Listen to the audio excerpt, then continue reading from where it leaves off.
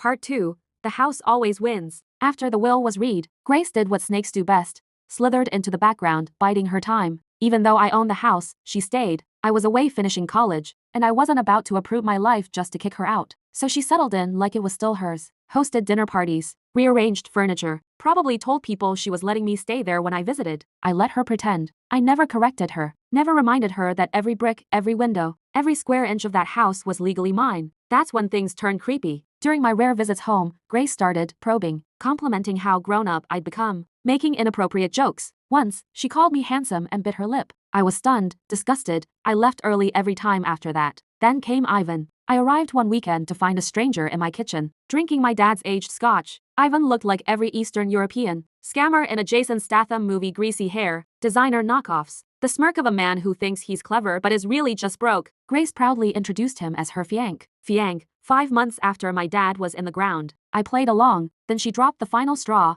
She'd given away my PS4 to Ivan's cousin. "You're too old for games," she chirped. I smiled. "Oh, no worries," I said. "Really?" That night, I changed all the network passwords and backed up every important file from the home server. I went to bed with a grin on my face. The countdown had begun. A week later, Grace announced she and Ivan were flying back to the Czech Republic for their wedding and a month-long honeymoon. "Can you watch the house while we're gone?" she asked sweetly. I nearly laughed. "Of course. I'll take care of everything." She handed over the keys. I waved them goodbye at the airport. And then, I went to work. I hired a moving company and boxed every single item that wasn't my parents', every trace of Grace's existence into labeled storage. I paid 4 months upfront at a secure facility. I changed the locks, all of them. Then I listed the house for rent. Photos, glowing descriptions, all the charm of a well-kept upscale family home with great views. Within days, I had a signed lease and 2 months' rent in hand from a lovely family, a barrister, a schoolteacher, and their 2 adorable kids. Before I handed them the keys, I told them one thing.